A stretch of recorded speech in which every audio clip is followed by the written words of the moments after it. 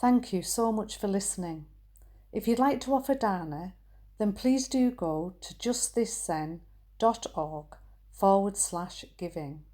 Your support really does make a huge difference. Thank you so much.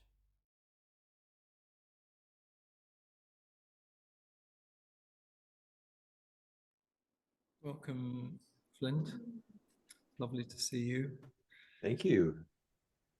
Welcome everyone online and everyone here just behind me at the story. We've had a rich and beautiful day, which included 2 ceremonies. Judy's head student completion ceremony and Jan's entering ceremony. And Joe, Judy's Benji, created a beautiful poem. She's had to leave the retreat now to be with somebody she needs to be with. But the poem is available to be read at some point in the evening if that feels appropriate and lovely. So you'll have received Trudy's second talk, Flint. Yes. And we're really looking forward to your teaching tonight and more rich inquiry. Okay, so I'll hand over to you, Flint, and look forward to our evening together. Thank you. Yeah, I'm just taking a look at everyone. I see everyone's faces. I'm so sorry that well, it's not about being sorry. I have a longing to have been at the ceremonies, because ceremonies are so powerful in the community and they're so beautiful. And the exiting and entering ceremonies for head students are one of those particular kinds of beauty. And the people that were being honored in that, Judy and Jan, I have so much respect for and would love to have been there for that. So I'm looking forward to whatever part is recorded that I can check with later.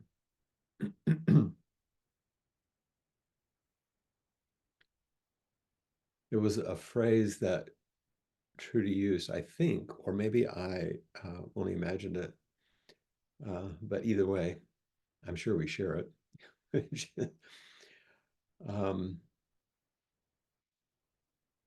And it's relevant to the topic, but it's also relevant to what I'm feeling right now, is the futility and the absolute necessity of talking about these things. The futility, meaning the gap between what I hope I could offer and what actually happens.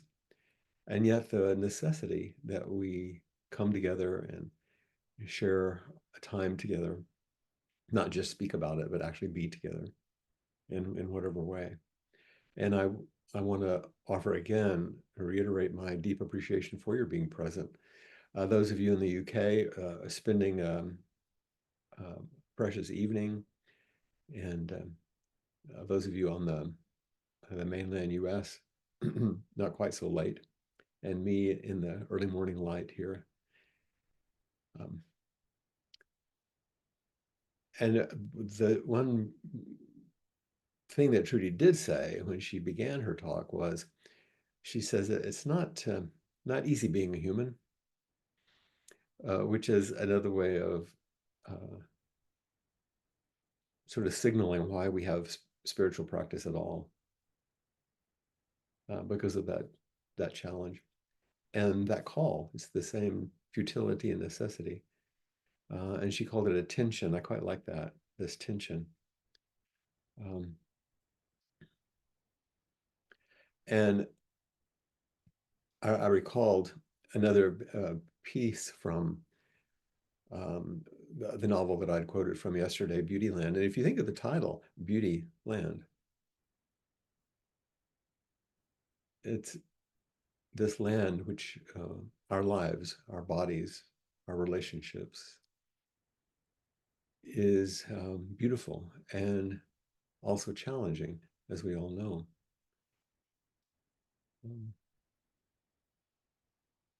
In the novel, Beauty Land was actually the name of a small store in which one could get very inexpensive cosmetics to become beautiful. And it was near the home of the young woman who is the narrator and her mother. How we can become beautiful. And that quote that from Trudy earlier when she said it's not easy being a human, the first line of the quote I'm going to offer you now says, "A body is a hard thing to have." It's a very similar thing. And of course, remember, this is an alien talking about humans and looking at the human life. Trudy, it's not easy being a human. The Buddha, all life is characterized by dukkha. And then Adina, the young girl from another planet, a body is a hard thing to have, she says. And she goes on, she says, I was sent here to report on the human experience and have failed. I haven't used my life enough.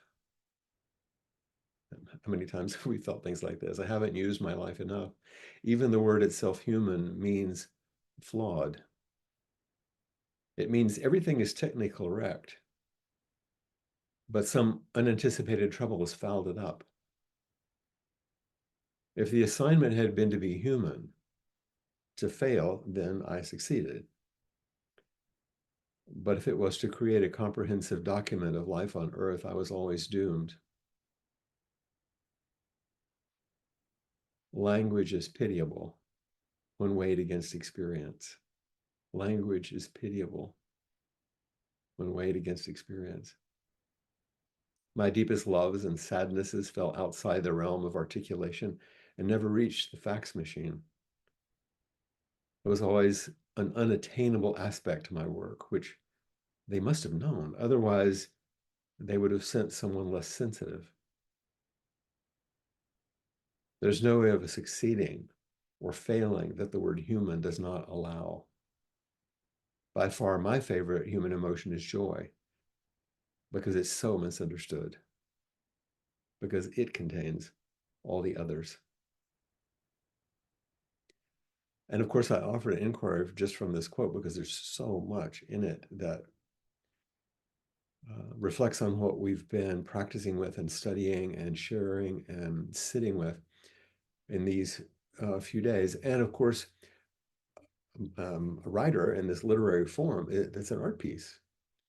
An art piece that, in this case, the author calls Beauty Land, starting with the difficulty of having a body,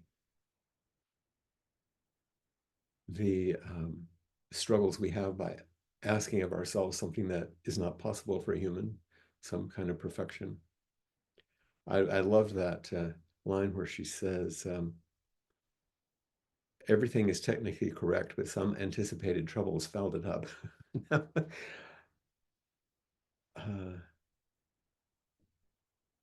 That language is pitiable when weighed against experience. There's the invitation to our embodied practice.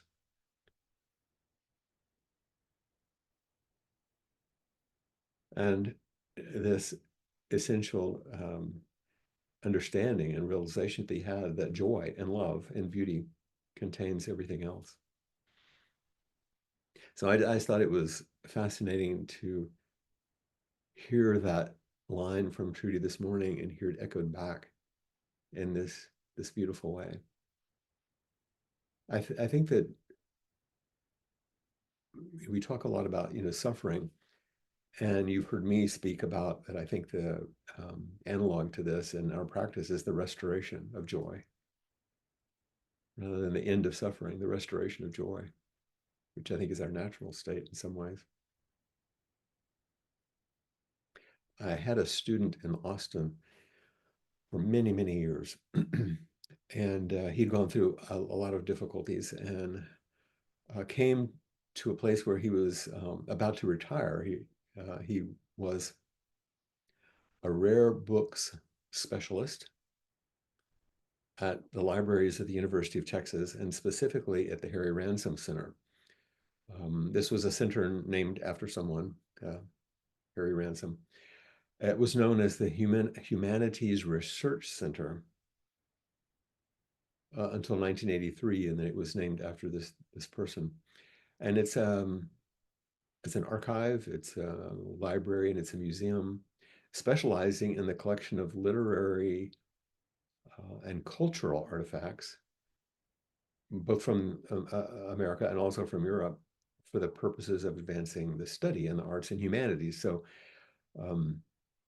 it's not a scientific museum or a collection, it's for arts and humanities. When one walks in the front door, if you're a guest, the first thing you see is a very sturdy glass protected case with one of the two Gutenberg Bibles they have. It's this kind of place, you know. And I've seen many wonderful things there. But my student who is retiring, he said, as I leave, I'd like to offer you a gift, you and Aaron. I said, oh, okay. Well, what do you mean? He said, I would like to put together a personally curated exhibit just for the two of you. What is, he said, I know a lot about you because we've spent a lot of time. What is Aaron interested in? So I told him a few things. And then several months later, he called and he said, your exhibition is ready. And so we went to the university and went into the beautiful museum-like buildings there at the Harry Ransom Center. And he took us into a large room with tables and things. There were so many things in the room. And I wish I could remember them all. But he said, follow this line. And so there was a place we started. And we started on the first table, and I looked down, and what I saw in front of me were originals, not copies, of handwritten letters from Freud to his publisher about certain things that he was talking about in terms of publishing. And then it went to some of the letters between Freud and Jung and some of the other of his students at that time, some of the other analysts. And then it moved into American movie making. And there were artifacts from The Wizard of Oz. There was a large prop from one of Hitchcock's films. He knew Aaron would like that. There were letters between Dorothy Parker and some of the other writers at that time. It went on, and he had woven it together in a certain way. And it was stunning.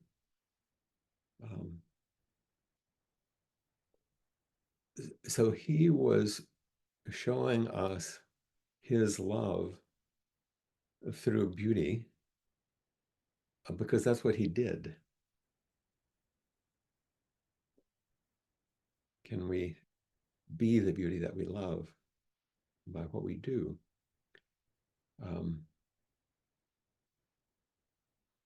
He was being the beauty that he loved and inviting us to kind of plunge into the world in which he lived and the things that he had access to, which I would have never seen. I would never, these are things that weren't in a public exhibition. He had pulled them out and then had to, return them. It was quite amazing and quite a wonderful gift.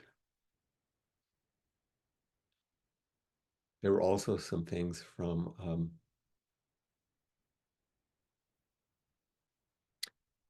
where do the names go? When you try to remember, you know them. Where are they? So here's a question for you. Those in Great Britain, who is the literary and cultural figure who was gay, who went to prison, and who am I talking about? Oscar Wilde. See, now it comes, because Oscar Wilde's nephew actually came to Austin and visited this person that I'm talking about, my student, John, because so many of his artifacts are there. And so we got to see some of those as well. Quite amazing. And there's this longing for beauty, I think, that we find. And Are you familiar? Some of you may be familiar with the American psychologist from a generation or so back, Rollo May. You may have heard this name. I know some of you who are in counseling will know. And he wrote a number of books, and he was quite well known. But one of the, I think, more obscure books that he wrote, he titled "My Quest for Beauty."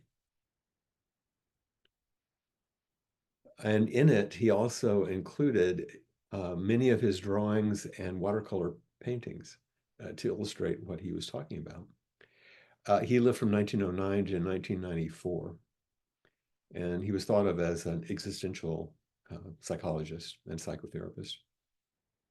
And his best known work was around anxiety and the awareness of death. So if you translate this into Dharma, you know, his work was about existence and the great matter. And he had an unusual take on these things. As a psychologist, he didn't believe that anxiety was a symptom that you needed to get rid of. He thought it was a gateway. You know, we would call it a Dharma gate. That anxiety was a gateway to the exploration into one's deepest self. And it was an opportunity. And an opportunity to be creative and to stimulate action in the world and finding some sort of courage. And then really to understand what it meant to be a human, which is this theme. And it reminds me of our practice of, well, the invitation of our practice to go deeply into whatever suffering we might meet and to find the freedom at the bottom to go fully. Sojin Mel Weitzman wrote in Seeing Things Through to the End in the book of his teachings. These are his words. He said, the suffering we're going through is the basis of our enlightenment. I think Rollo May could have said this. The suffering we go through is the basis of our enlightenment. We think that our enlightenment will be the end of our suffering, but enlightenment abides right in the midst of it. Our suffering will bring it out. Our suffering will bring it out. We have to get to the bottom of our suffering. We have to go down all the way to the bottom of it. Then enlightenment springs forth. This is very counterintuitive, of course.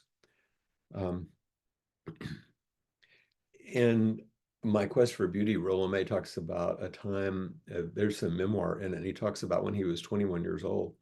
He was already teaching, and he was teaching English at, I don't know if I say this right, Anatolia College in Saloniki, Greece, as one does. He was teaching in this little college in Greece. And he talked about how it was kind of a pivotal moment along his own spiritual and psychological path. Let me read a few of his words because it's quite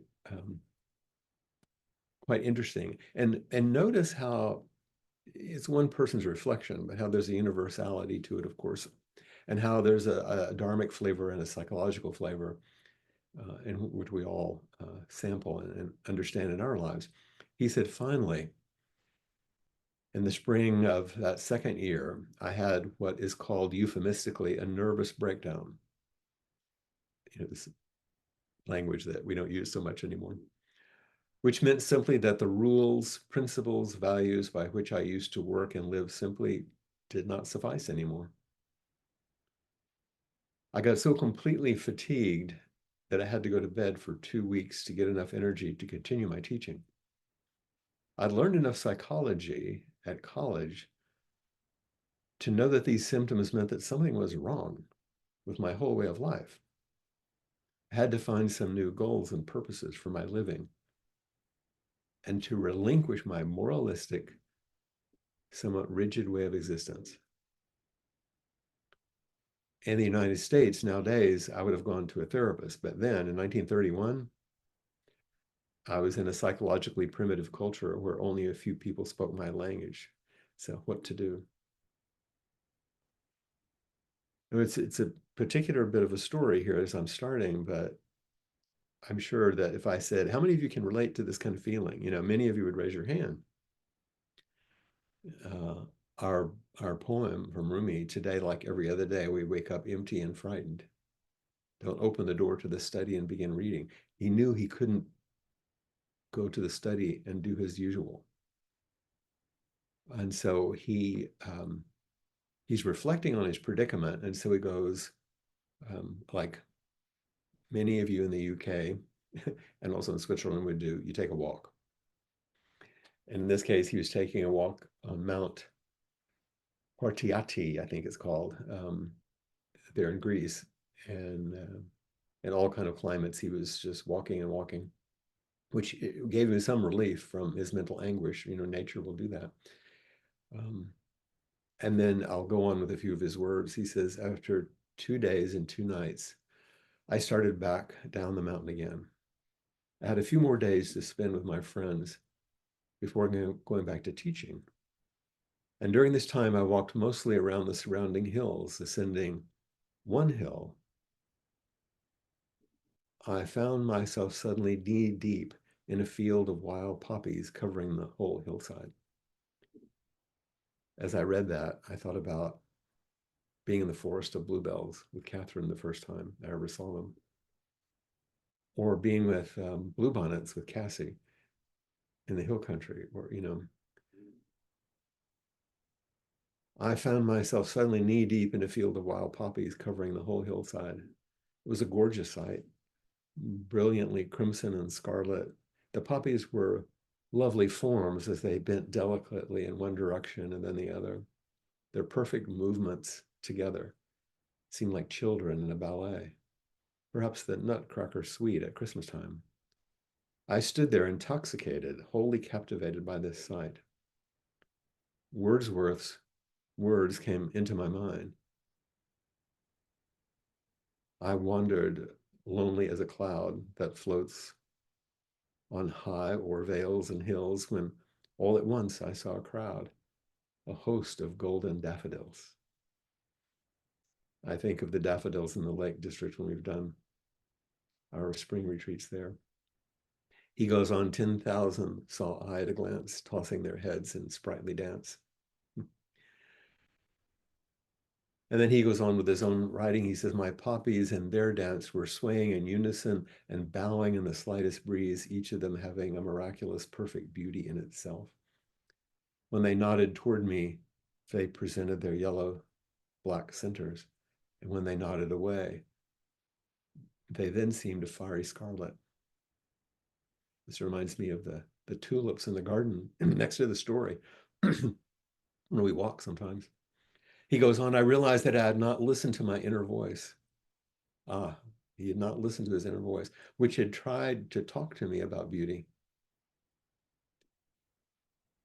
I had been too hardworking, too principled, in quotes he puts, to spend time merely looking at flowers. It seems it had taken a collapse of my whole former way of life for this voice to make itself heard. This inner voice hereafter would always be redolent with the slight perfume that covered the hillside that morning. It's lovely to read things like this because it's beautiful, of course, and the imagery is very inspiring. But he's talking about exactly what we find in our own practice, I think.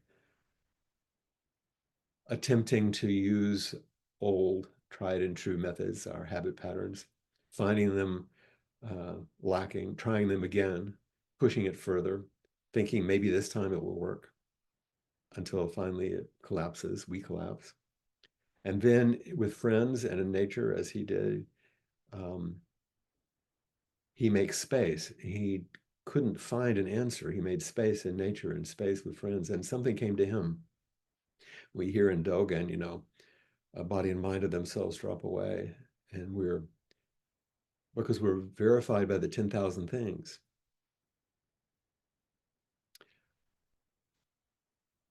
Here's Mel Weitzman again also. He said, usually our realization, whatever realization we might have, usually our realization is proportionate with our amount of effort and sincerity and practice. He says that's why we don't stress understanding. But what we stress is your actual practice. We don't ignore understanding. But understanding without real effort, without real practice, is just like a picture book. So we say that how we learn our Zen, how we immerse ourselves in practice, how we get to true understanding is through our pores, our skin, not so much through our ears, but through our flesh, unless we present our whole self, body and mind, nothing happens. If you think that Zazen is uncomfortable, look at the rest of your life. A little poke there at the end.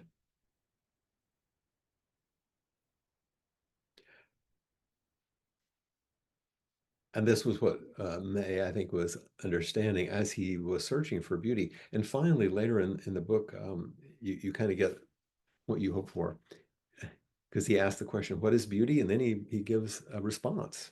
I don't think it's an answer, it's his response. And listen to this sentence.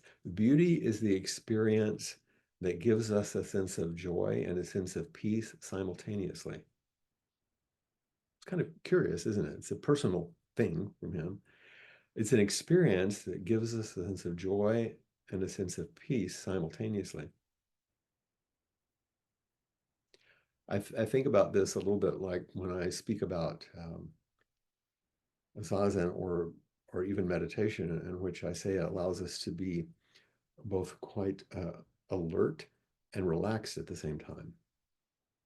And often we are quite alert, but not very relaxed, or we're quite relaxed, but not so alert. They go together. Beauty is the experience that gives a sense of joy and a sense of peace simultaneously. He goes on, other happenings give us joy, and afterwards a peace. But in beauty, these are the same experience. Beauty is serene and at the same time exhilarating, and increases one's sense of being alive. Beauty not only gives us a feeling of wonder, it imparts to us at the same moment a timelessness, repose, which is why we speak of beauty as being eternal. Beauty is the mystery that enchants us, like all higher experiences of being human. Beauty is dynamic. A sense of repose, paradoxically, is never dead. And if it seems to be dead, it's no longer beauty. And this is why when we're before an image of beauty, we instinctively remain silent. I like that line. When we're before an image of beauty, we instinctively remain silent. How often have you been in a museum, for example, and you turn to a piece of sculpture or a painting or something, and you just sort of, we're stopped, you know? In the Harry Ransom Center was the first time I ever saw actual, on the wall, prints by Ansel Adams. And you see him in books, and it's like, wow. Yeah, there's something. And in Dharma talks, Josh has spoken about seeing, the Rembrandt self-portrait. Can you believe what you're seeing? We instinctively remain silent. I call it spontaneous zazen. It's what we're called to in that moment. We look and we listen. But when we talk too much about beauty, here we are. When we talk too much about beauty, we can objectify it and putting it outside of ourselves. And that sometimes can destroy the inner vision. So we want to preserve wonder, which is that kind of awareness that we can't really fully explain about this inner sense of beauty.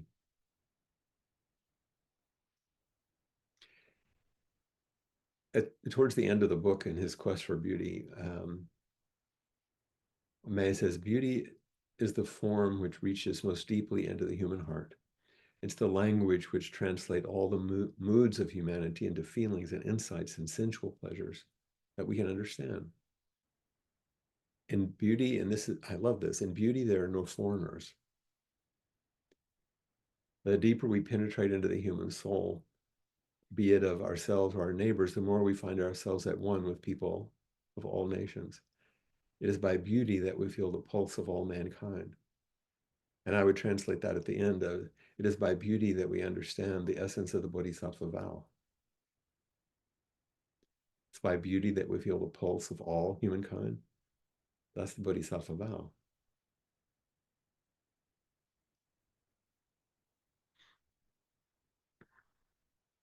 I wanted to say just a couple more things and give you a little experience of some of this from artists. It's important to see or to demonstrate. There's a million things we could offer each other in this way, but Trudy was mentioning this tension between embodiment and boundlessness or emptiness. That is what we live with as humans. It's what the Heart Sutra is about. That this form is one of the ways that we understand and express boundlessness. And how does boundlessness express itself is in form. This is the essence of the Heart Sutra. And many of you may have seen, I know Trudy's aware of this, but there is an artist whose practice is to write out the entire Heart Sutra in the kanji, in either Japanese or Chinese, within art that he makes. And some of you may have seen this before. His practice, and it's an old practice, it's been done for centuries. Many people have the practice of copying the Heart Sutra. But he does it within art. There's actually a poster, not an original, of one of his pieces at Appamada in Austin that's made into a scroll. It's quite beautiful. So he let the beauty he loved be what he did in his art. And it's important for you to think of what are the things that call you to your most full aliveness, because that's your practice. And this one, of course, is quite literal. I'm going to try to show you something here. I hope it's not too clunky. Let me see what I can do to share my screen, and you tell me if it's Yes, we can see that. working. Okay, great. So you see this lovely image of the ducks, the mother and the ducklings, and in the wake that's the Heart Sutra. Can you see the characters? That's actually the entire Heart Sutra as they move along. And so these are the kind of things he does, both in nature and let's see, did that shift for you? Yeah, so you see the Heart Sutra. This is not clear, I know, because I took screenshots. The Heart Sutra coming down in the drop of water, and in the ripples, it continues. All of the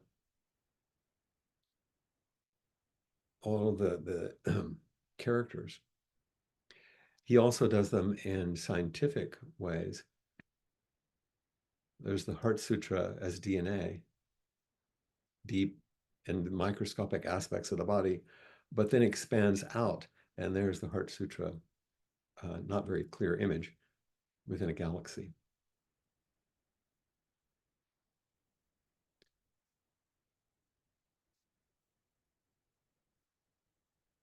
So I think they're quite fascinating. I forgot to show you one image, so I'll go back. This book, Painting Enlightenment, the artist is Iwasaki Tsuneo. This book with its reflections is bought by anthropologist Paula Arai. Some of you might know. It's quite a beautiful book. Here's another image on the front where this person is standing in front of a waterfall. The waterfall is the Heart Sutra. An exhibition of his work, the originals, came to the Dallas Museum of Art in the Crow collection. Did you see it, Cassie? No, I didn't see it. It was there for a while. Then I know several of our folks got to see it, and that's where they bought the print that we have.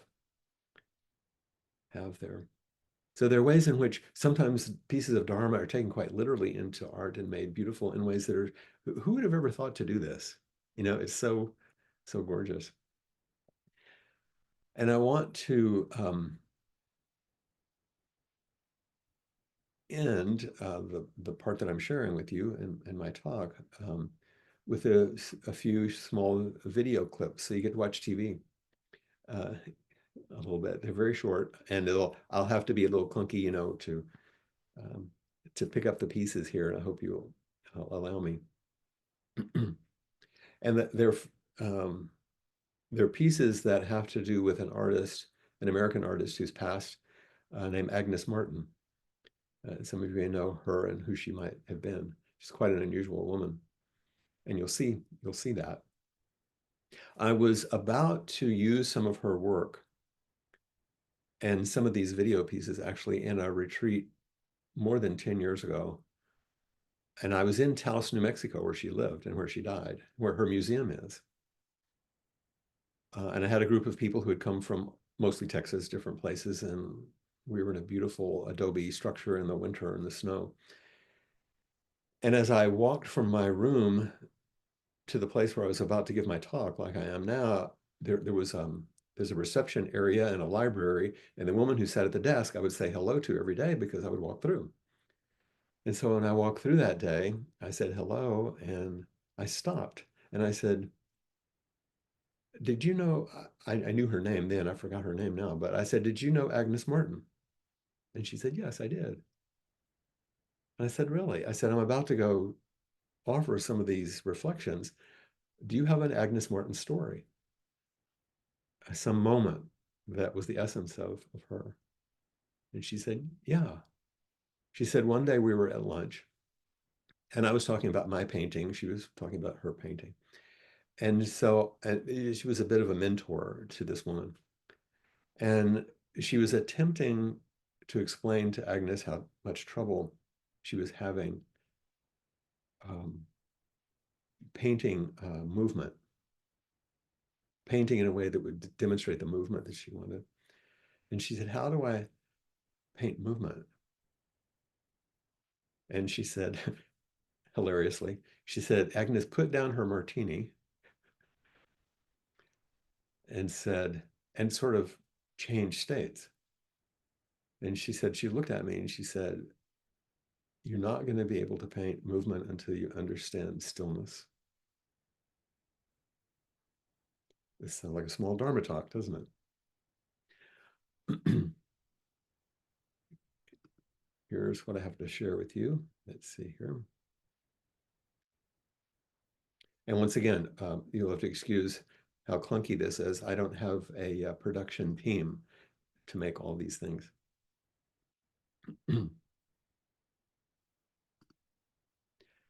There's Agnes, by the way, late in her life. And let me find my place. This is what's clunky. I have to go to my spot. The person that is speaking is the curator of the Pace Gallery in New York. And there's much to see, as you can imagine here. But this, I think, was stunning. It's very similar to the story that I was just relating to. Well, we'll pick it up here. Just have too much faith in their ideas, and that ideas were the enemy of art. Agnes's paintings, I think, will always be relevant because we live with a state of consciousness, which is anchored in something that exists even beneath thoughts or ideas. A very, very well-known story is the story of my daughter, Isabel, when she asked Agnes, Agnes, what are your paintings of? And she pulled one rose out of the centerpiece and said, Isabel, is this beautiful? And Isabel said, yes, Agnes. And she put it behind her back, said, Isabel, is it still beautiful? And Isabel said, yes, Agnes. And she said, I'm painting this. And in that moment, the idea of someone devoting their life to painting the invisible but absolute nature of beauty.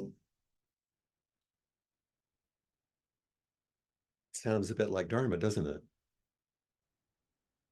I thought it was an exquisite, once again, example of the same way in which one's offering themselves fully their entire life to do that kind of beautiful thing. I'm going to take you a little further, if you don't mind. There she is, young. And let me cue you up here. And these parts was when she was quite old, near the end of her life.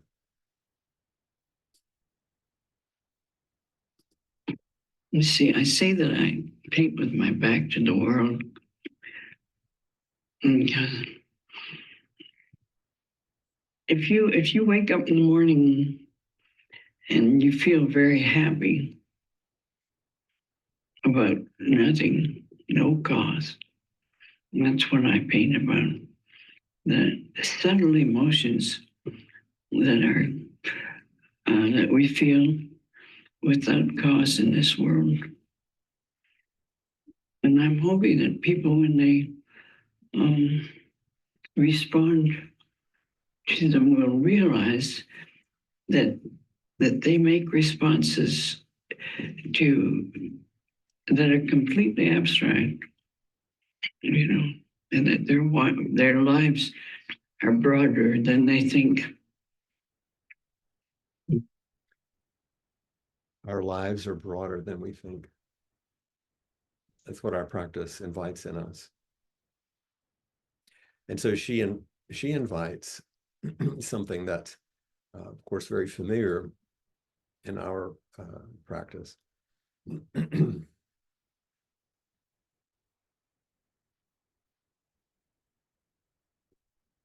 There's two parts of the mind, the intellect. I'm going to start because here's the title of this section.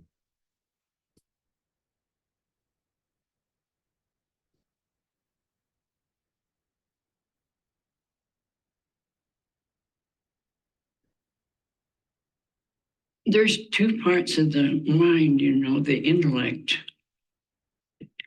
the servant of ego. Intellect is a servant of ego. It does all the conquering and all that sort of thing. The intellect, it is a struggle with facts, like the scientists. They discover a fact and then they discover another fact. They discover another fact, it's related. And then they make a deduction from all these facts. Well, in my opinion, that is just guesswork. So completely inaccurate. She goes on to talk about what it's like to empty one's mind, not as in not thinking, but stepping beyond, like in our poem, taking down the things in the library and studying how we open to something larger and how we begin to quiet the mind. See her painting here. Let's see. It's very hard to quiet your mind. You have to go slower and slower. And then stop. Then your mind is at rest.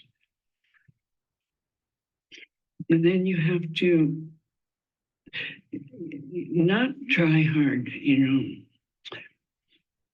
Like the best is when I was looking for the truth. I found out the best way is to just just look around. You know, you don't see anything. But just be in the mood for the truth. It's a happy state of mind. Very, you know, small happiness. And then when you stay alert, you don't see anything, but you have to stay alert. And then it just comes into your mind what to do. Stay alert. Just look around, not seeing anything, but stay alert. She's describing Zazen in her quirky way. And one final, it's a New Mexico landscape. I think that beauty is a representation of perfection.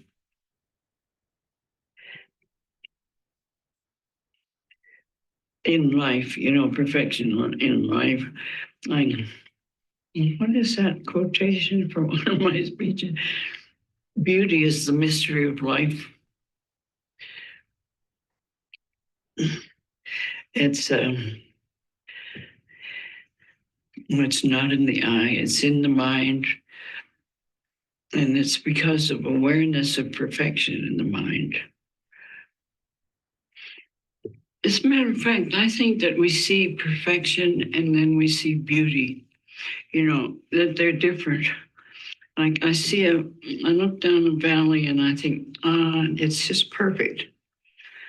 Perfection is easier to see than beauty. You look at the sky and it's perfect, and then you look further and it's beautiful. You enter into it and all that. Beauty illustrates happiness.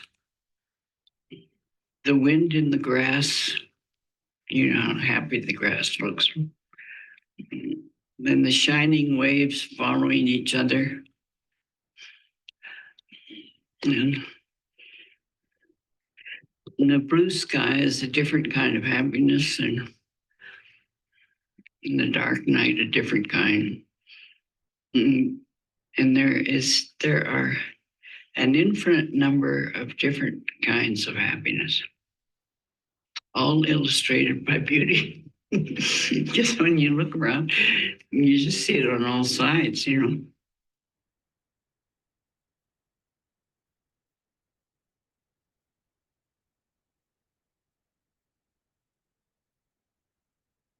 Are you painting spiritual? Well, I don't know. The spiritual has been so messed up. I've read all of the spiritual stuff. And I have my own. I don't think, I don't see why we should consider it spiritual when everybody, it just is every day an experience. Like I object to people calling me a mystic because I'm not any different from anybody. You know, everybody responds to the painting.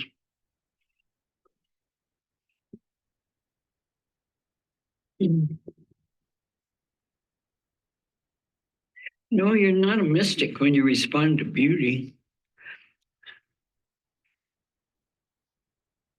I can see humility, delicate and white. It is satisfying just by itself. And trust, absolute trust, a gift, a precious gift. I would rather think of humility than anything else.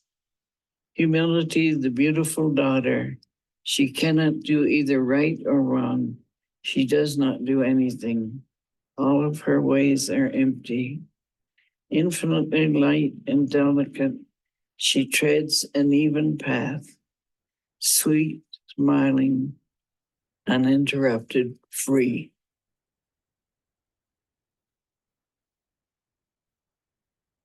No,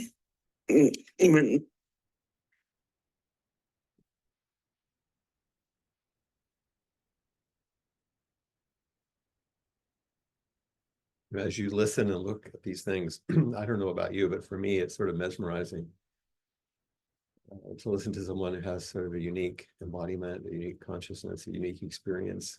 Whether you agree or disagree or resonate or not, there's so many things in there that resonate with precisely the teachings that we've been talking about.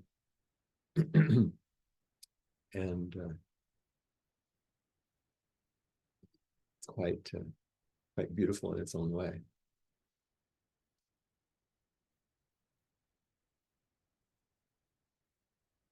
When I look out at you, it just seems, perfect in a certain way. And then I see how beautiful you are. It's the same thing that she's talking about.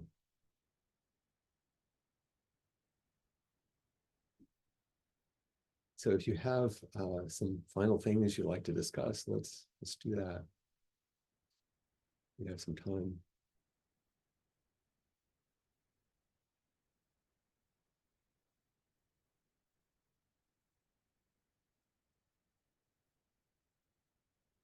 And if not, we can join Agnes in just sitting and looking around.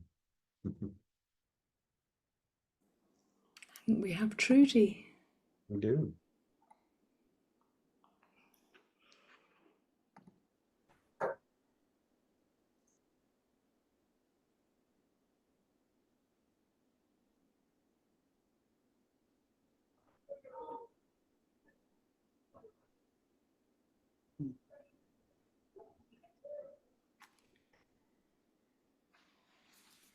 I felt such beauty today. We did the ceremonies, and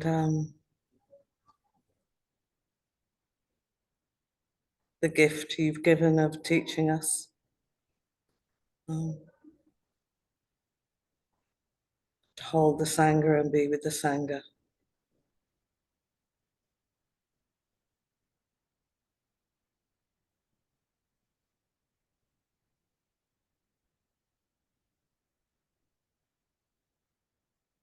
So one of the things I was thinking as I opened today is like, how did this happen?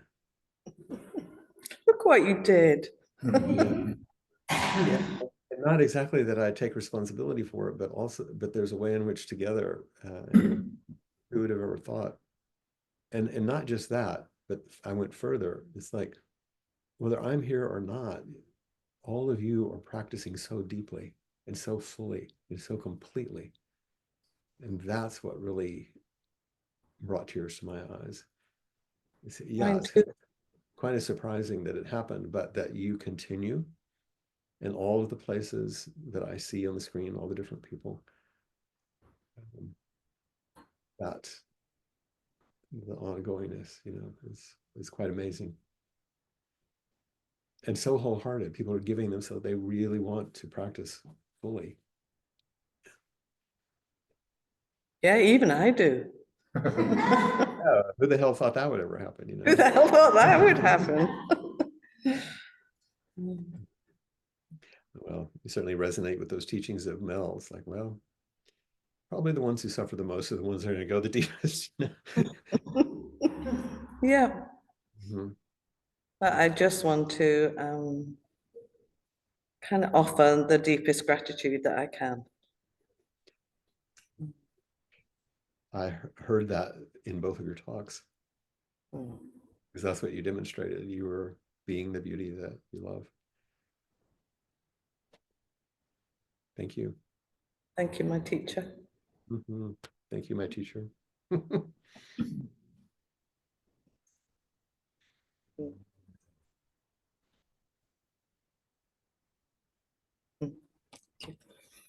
There's something great about the way the screen, for you at least, does this. I don't know, but because you look so,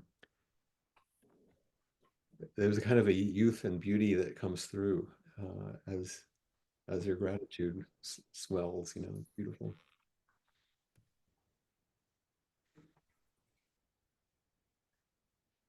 Is Judy there or online? Judy. How is it? It's been an amazing day. Yeah. Yeah, and deep gratitude from me to you as well. We wouldn't all be here without you. Well, I wouldn't be there without you. All of you keep calling me. We've went through it, haven't we, girl? we have, and I must say, it still feels a bit surreal that I've been head student for a year. I know, especially for such a long time. Yeah. Mhm. And yeah, the main theme of my comments during the leaving ceremony was I can't quite believe how much it wasn't in any kind of individual experience. It was such a complete collaboration, the whole thing, in a way that I still can't describe and couldn't have imagined before I took the role. Yeah.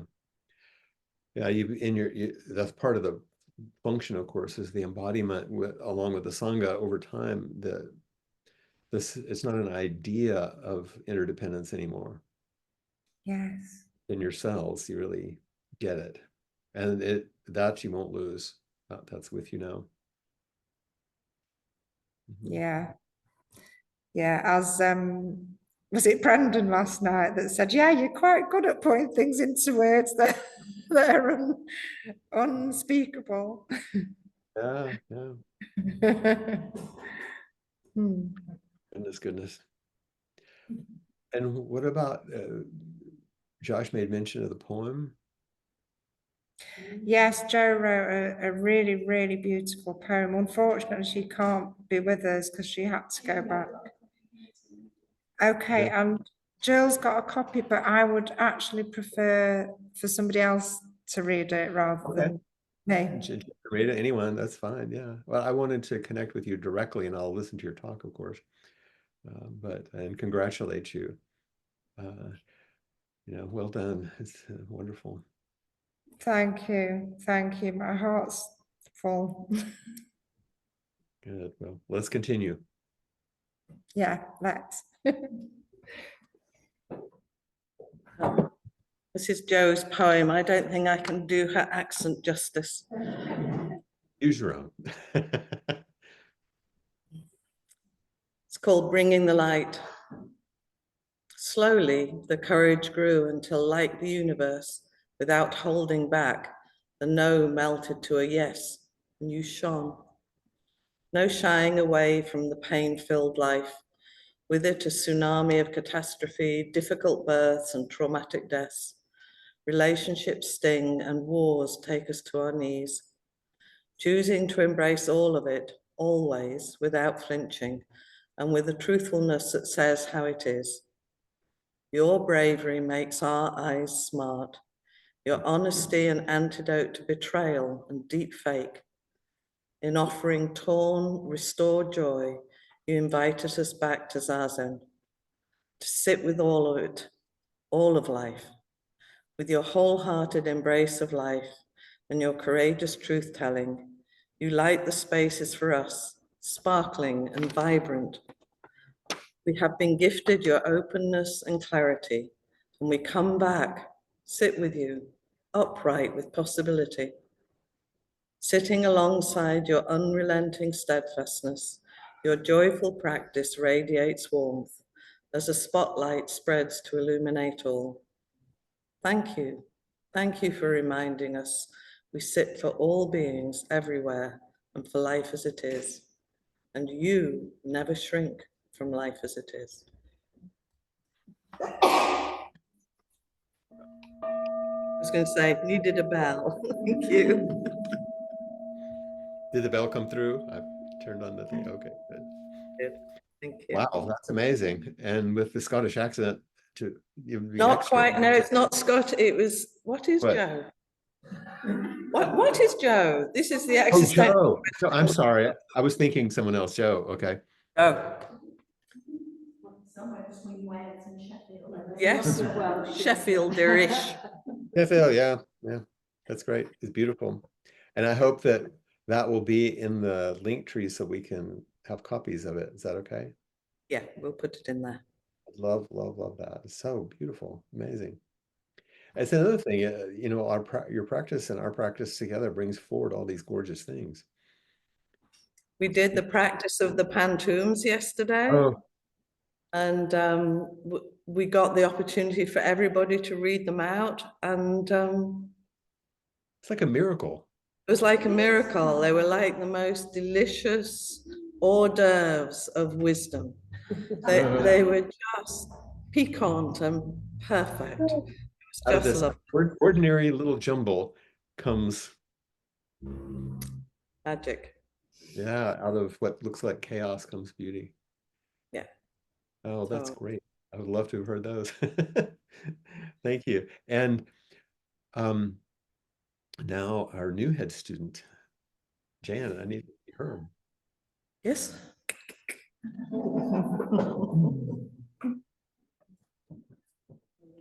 Good evening. Good evening, Flint. So I take it that you relented. I did. I feel really joyful. Good. I've had such a heartwarming, touching, moving day, and I really feel the warm hand to warm hand as Judy passes the baton on. And I've had, just listening to Judy then, it just sunk to another level of her saying that it's not an individual thing that you do. And I think that's, you know, I said yesterday about the terror that I felt, because I think I was, you know, it's like, I thought it was about performing and about being something. And I'm not feeling that now. I somehow... Well, that's what the ceremony is for. Because the ceremony addresses exactly that. Yeah. And you have to say, I can't. And what did I say to you yesterday? That small part of you can't. That's true. Mm. Until you finally realize, oh, it can be done. It can be done. Through me, but it's not me doing. Yeah. Mm-hmm. And I haven't got a clue how. And you know, it feels okay. Yeah, no one does. But you know, that's what the forms are for. Yeah, yeah. But you know, okay, I'm going to have tea. I'm going to give some talks. I may have a class. There are things that you do. The Buddha is Buddha activity. That you do these things, and then you have some awakening about what it is. But that productive self in you and me knows how to form an idea and then go try to accomplish it. Yeah. But this is that's what Agnes was talking about. You know, it's not about the accomplishment of your ideal. Mm. Mm. So good, you're already well on your way. Yeah, I'm feeling excited. What the hell? You know, I can't believe it. For years, I've been saying, no way, you know, and I'm actually excited and looking forward to, I don't know what, but just looking forward to just getting on with it, whatever it is. You can be excited about being excited. Yeah. It's just the joy of what comes. Yeah. Yeah. Well, congratulations and thank you. Thank you. Yes, to your teachers there and to me and to the Sangha. Yeah, I feel so privileged. There are so many wonderful people that I can learn from and have tea with, that I'm really looking forward to that. And Karen is my Benji, which I'm very delighted about. And I'm looking forward to that touching relationship deepening. Yes, it's very intimate. Wonderful, wonderful. Thank you. I just wanted to make sure I connected with you as well. Yeah, thank you for that. Thank you.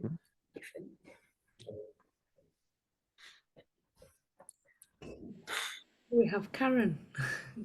Yeah, speaking of. Hi, Flint. Hi. Hi.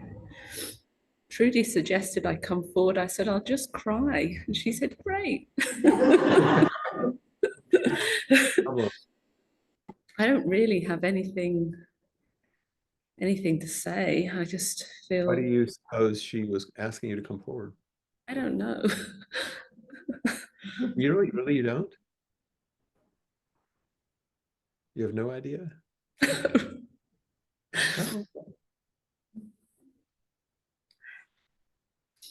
Oh. You? Oh. No, okay. We're both I don't much care, really. What I care about is that you came forward. It's just Maybe good to see. Yeah, thank you. To connect. And, See you. Yeah. it's one of those things that I've already said, but I continue to feel it strongly. It's just for so many of you, you know how long we've known each other and what we've gone through, and yeah, it's worth sitting and just weeping over it, not in a bad way. No. Yeah, there's a fullness, isn't there? Yeah, exactly. Yeah. What a gift for us to have had this much life together thus far. Yeah, we've come a long way. And like Trudy said in her talk, there's always that that question about, will we see each other again? And you never know. There's our aspiration, our plans. Yeah, that came up today. Yeah, that came up, didn't it? And yeah, I wept, of course, when she said that. Yeah. Yeah, sometimes, you know, my husband Ken, he's quite a lot older than me, and some mornings he sleeps longer than others, you know, and I'm downstairs and I actually allow myself to imagine that he's died. And that's what I thought when Trudy said that, you know, it's like living with that reality and possibility and feeling the immense love for him and for others, of course, but yeah, and such immense gratitude too for having had all those years with him. Yeah, and what you just said about the imagination of maybe he's not here any longer. In an ordinary social setting, that would seem perverse. Like people are like, what are you talking about? But with us, we're like, yeah, a place where it makes sense. I can't remember. Did I talk about Suzanne and Steve yesterday? Our teacher in Madison, our entrusted teacher, like Josh and Trudy, in Madison, Wisconsin. Her husband, Steve, died on the 9th of October. And very quickly, I mean, he had been ill, but there wasn't any thought that he would pass. But he began to have blood clots in his lungs, and he went into hospice, and within only a couple of days, he passed away. And so yesterday was his cremation. And so I got a message early from Suzanne that said, I'm just sitting with the body as they do the cremation. 55 years together. You know, and like she's trying to get the reality in her body as his body is transformed. Yeah. And it keeps going. Absolutely. Yeah. Yeah. Thank you. I'm glad you connected. Yeah. Yeah. Great to see you. Yeah, these cheery topics. I know yesterday I was overflowing with joy, and today I felt they go together. Remember, you know, it's weird. Joy contains all the others. I don't feel not joyous. I'm kind of making a joke, but you know, it's like, yeah. And of course, I felt the joy of the ceremonies today, and it's been such a roller coaster. Thank you. Roller coaster life. Yeah. Bye for now. In my questioning, I have another question because I see Emily and Ryan and Zach and Krista there. And of course, have a question like, have things changed or how's it gone? I don't know if you're willing to say, but anyway, yeah. I just want to know how you're doing. Thanks for asking. Is it okay that we ask So- this? In public? Oh, yes. Okay. So for folks who don't know, I'm pregnant, but our baby has passed. And I'm waiting to miscarry. It hasn't happened yet. So still waiting. Okay. Yeah, that's what I was checking on, and just to see how you were, and if anything, I don't mean just, I kind of know how you are in many ways from our week together last week, but so just thinking about you. Thank you, Flint. Absolutely. I'm holding you all. Mhm. You're so kind. Yeah, yeah. I hope things go well and smoothly in this difficult thing for you and for Zach and for your beautiful friend couple who knows this feeling next to you. So. Right. And then also, while I have you there, Ryan, you're headed out soon? My departure date was actually pushed back about 9 days. So I'll be in Open Door next week. So great. So I'll get to see you online there. But okay. Yeah, but a little bit of time. Be deployed. Okay. Thank you for your willingness to come forward. I just wanted to check. Okay. I see Sally also.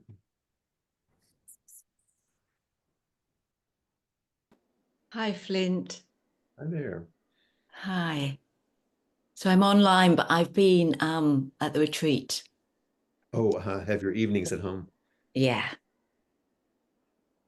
I'm feeling really touched by what was just shared, because I came on to talk about joy, and yeah, that just took me to that place of how joy can suddenly flip, can't it? But could you see the joy in the midst of the anguish? There's so much love there. Yes, there's anguish, but there's also, you could see that life and that the sort of beautiful, this beautiful couple, these two couples holding to each other. You see the joy in the midst of absolutely the anguish. It's important to know that. Am I speaking incorrectly? You can just shake your heads, Krista and Zach. No, is that okay? Okay, yeah. Only because I've been with them too, and I know the feeling we've been. Because this is unimaginable, you know. And yet. Yeah, that's beautiful. That's beautiful. All of life ends up being that after a while, unimaginable. Conceivable that it could be this, you know, and that's what they're living with right now. What more were you going to say about joy? I want to hear that. Well, for me, like today, having those moments, just moments of sitting there, just feeling light and loving being there. It reminded me of Sheldon. And I was thinking, you know, just thinking now, like, what was it? And there's something of the mixture of the way the Zendo's set up, the rhythm, the silence, you know, so much expression of care and love. That's it. And can I say just for a moment, those of you not in the UK, Sheldon is not a person.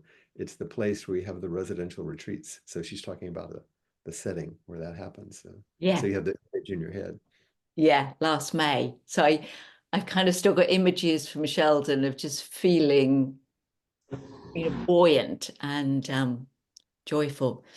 And I've just kind of had those glimpses today, but also, you know, the the beauty, the pantoums that people wrote, where it was like that little peep into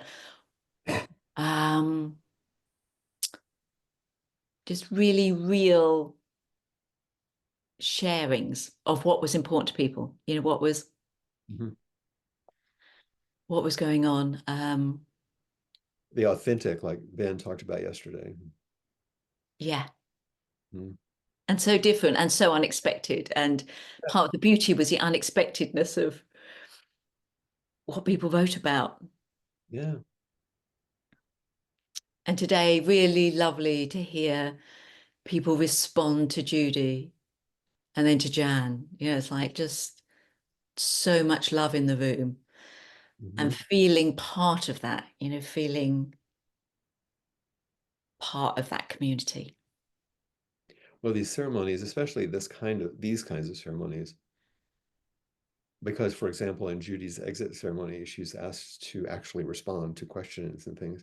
You see what's called forward that might not go forward in any other way. And with the container of the ceremony and the beauty of it, even, I mean, having been in those ceremonies myself, something comes forward that you don't even know is in you. Yeah. And not because it's like super special or anything, it's just surprising. I love that. I've been the Doan in the morning, so I've been looking out across the room at everyone, which has been a real privilege. Yeah, it's quite a landscape, isn't it? Yeah. It's beautiful. Thank you. Thank you, Sally. And thanks for being Doan too, and for holding the space in that way. I'm enjoying it. Good. We have Vivian. Hi, Vivian. Hello. There we go. It's a bit dark, but I can see you. It is a bit dark, and I was just sitting here thinking Sally was speaking there, and I was just thinking about the retreat in Lancaster when Sally and myself and Martin received the precepts from you. And that not the retreat where you were talking about awakening, not just being enlightenment, but endarkenment? And here you are. Yeah, here I am with the candle in the north of Scotland, and feeling. I remember meeting with Josh one day before I moved here, and Josh was really kind of very gently challenging me about why I wanted to leave Lancaster and move to Scotland. And I was kind of, I don't know, there's something calling me. And there's something I deliberately put my hand up to say, but this kind of unfolds, doesn't it, as you speak? And that as you were speaking tonight, I'm sitting here in the dark of Scotland, and it's beautiful, and the geese are flying over, thousands and thousands and thousands of geese, and it's just magical, completely magical. But what I really wanted to sort of talk about, I think, was the kind of conundrum of living here and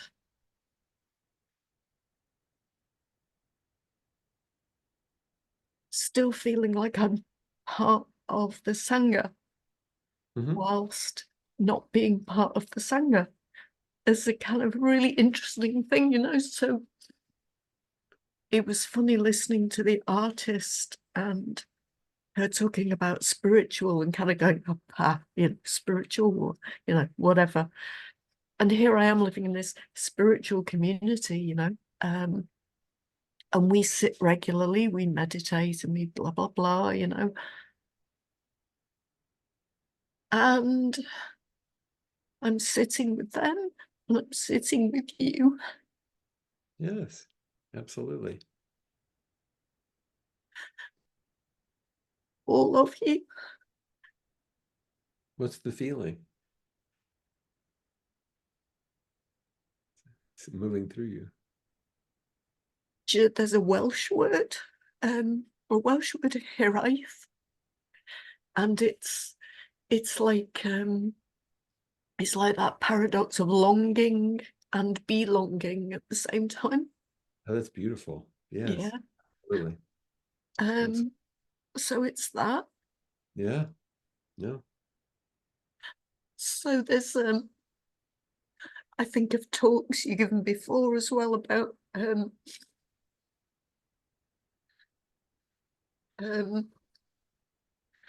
you know, post-menopause. My memory's appalling, but there was a teaching you gave about a particular teacher and student, and the student's about to go, you know, and there's that kind of that sense of loss and that sense of irrevocable kind of connection.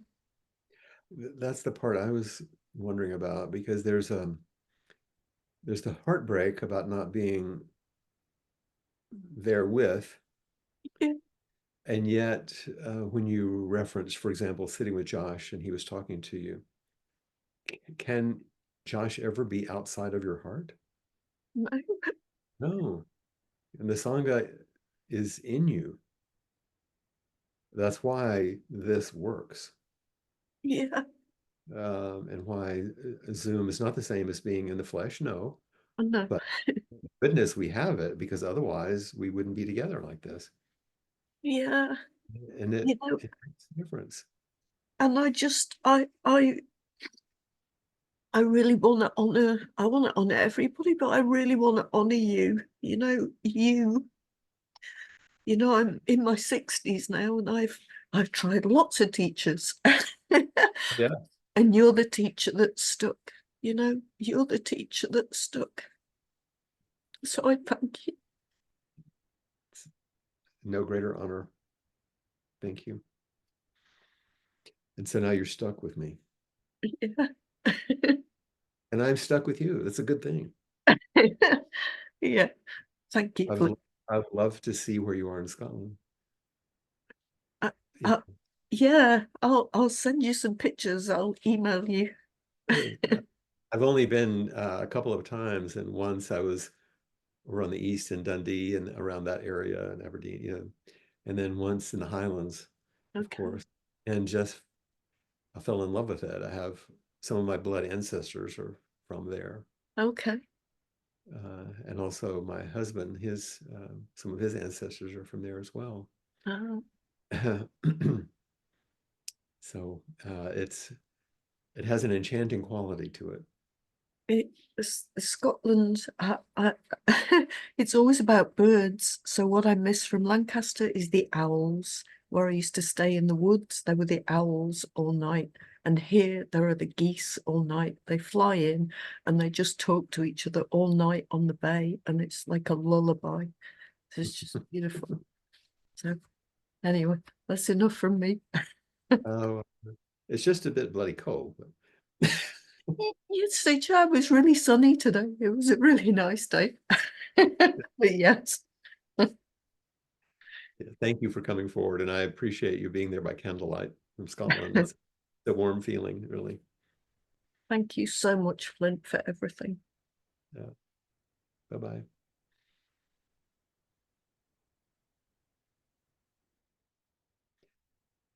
I see that we're getting close to the end of our time, and I'm wondering if there are things that we need to do to complete for the day, or for the evening, sorry. Here we go. There we go. Josh just looked at me like I'd know what it was. So there may not, I mean, you've had a full day of ceremonies. There may not be anything particular. I just wanted to ask, so we didn't just sort of like drop off, you know. And there's been so much beautiful gratitudes moving this evening.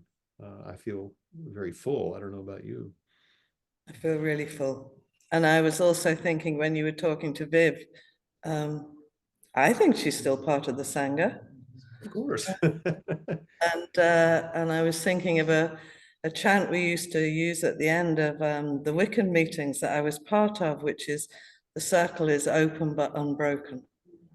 And I always feel that there's something about, you know, we have to open, we have to leave, we have to go back to all our different lives. But once the circle is made, it can't be broken. That's right. Exactly that. So I think that people have been really feeling the deep value and treasure of the teachings and your teaching, and the Sangha. You know, it really is the triple treasure. It really does feel like we take refuge with each other, and spiritual friendship is everything. And I want to just name how much gratitude I have for the two of you as entrusted teachers there, continuing to lead, and how all the people who have been head students or senior students, and also kind of a little special nod to the Sheffield Sangha, where everything started. You know, it's just, once again, it's a kind of a miraculous thing. But so much of the activity in these ways is in Lancaster, which is appropriate and fine. I'm not comparing or anything, but I wanted to, so I hadn't been in Sheffield in a while, but I see John right over your shoulder, and I saw Catherine, and so many people, which has been so dear. And then I see Claire over your other shoulder. So we've got London and in the south, you know, further down. But thank you so much, everyone from every spot. So I think last night we finished with the echo, so maybe that would be a lovely thing to do again. So thank you, and inshallah, we shall see you in other ways. When the next time we see each other. Whenever the next time is. And thank you to everybody who's come online and given up their time, and all the people who struggled home from here. There's been terrible train problems. So people have struggled to get back to their places. So I'm so grateful for the effort and people's practice. Yeah. There's an echo that I sometimes, could I do an echo? Oh, yes, please do it. I'll mute us. No, and you. But now my heart's like, oh, can I remember it? But if I mess it up, it's okay. May all awakened beings extend with true compassion their luminous mirror wisdom. May the merit and virtue of this group, along with our everyday practices, extend to all beings everywhere. May all be relieved of suffering, free from fear, longing, aversion, and ignorance. And may, with the way of awakening, go on endlessly.